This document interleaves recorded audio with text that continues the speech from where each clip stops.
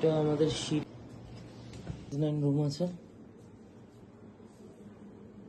তার সাথে অ্যাটাচ ঠাকুর ঘর, ব্যালকনি হিসেবে ইউজ করা যেতে পারে।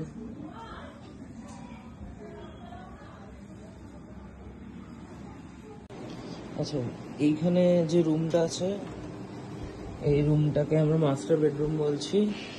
এই রুমটা about 14 feet by 12 feet, full on covered করা আছে একদম উপর থেকে নিচ অব্দি, ফুল অন স্টোরেজ।